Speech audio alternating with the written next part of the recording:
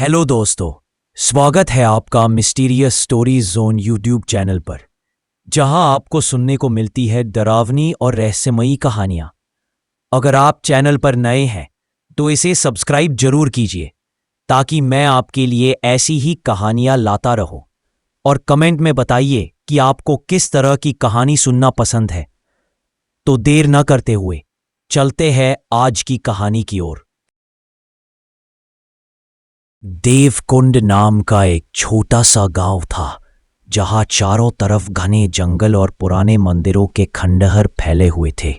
गांव के बीचों बीच एक बहुत पुराना कुआं था, जिसके बारे में कहा जाता था कि वहां एक यक्षिणी का वास है। गांव वाले उस कुएं के पास कभी नहीं जाते थे, खासकर रात के समय। कहा जाता था कि हर साल की पूर्णिमा की रात वह यक्षिणी किसी एक इंसान की आत्मा ले जाती है ताकि उसका व्रत पूरा हो सके। अगर उसे बलिदान न मिले तो पूरे गांव पर उसका श्राप टूट पड़ता है। गांव में एक दिन शहर से अर्जुन नाम का लड़का आया। वह एक फोटोग्राफर था और लोक कथाओं पर डॉक्यूमेंट्री बनाता था। जब उसने गांव वालों से यक्षिणी की कहानी सुनी तो उसे हंसी आ गई।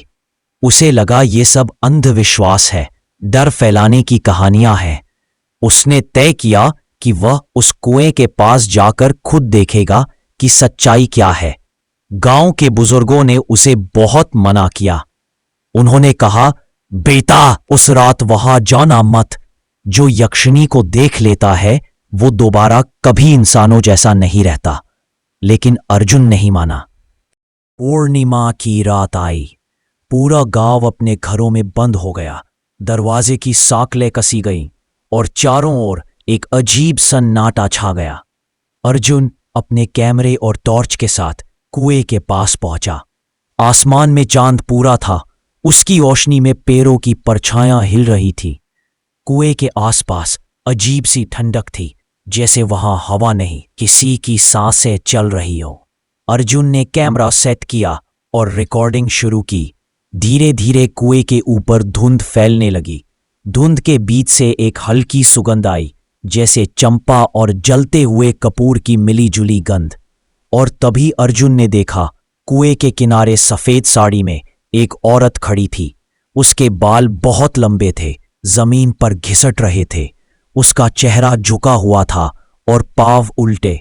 अर्जुन का गला सूख गया। उसने डरते हुए पूछा, कौन हो तुम? औरत ने धीरे धीरे सिर उठाया। उसके होठों पर एक मुस्कान थी, लेकिन आंखें काली थीं, बिना सफेदी के। वह बोली, मेरा व्रत अधूरा है, तुम आए हो सही समय पर। अर्जुन पीछे हटने लगा, लेकिन उसके कदम जमीन से जैसे चिपक गए थे। औरत उसके पास आई। उसकी चाल में कोई आवाज नहीं थी। उसके पांव जमीन को छू भी नहीं रहे थे। अर्जुन ने भागने की कोशिश की, लेकिन उसके पीछे बस कुआं था। औरत ने हाथ बढ़ाया। उसके लंबे नाखून उसके गाल को छू गए।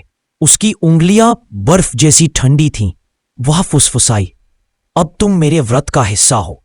उसके बाद एक तेज हवा चली, कैमरा गिर गया और अंधेरा छा गया। सुबह गांव वाले जब वहां पहुंचे तो कुआं सूखा था। अर्जुन कहीं नहीं था, बस उसका कैमरा पड़ा था। कैमरे में जो फुटेज थी उसे देखकर सबके होश उड़ गए। उसमें अर्जुन दिखाई दे रहा था। वह रिकॉर्डिंग कर रहा था, डर से इधर उधर देख रहा था। लेकिन जब उसने कैमरा अपनी ओर किया, वहां उसका चेहरा नहीं था, उसका शरीर था।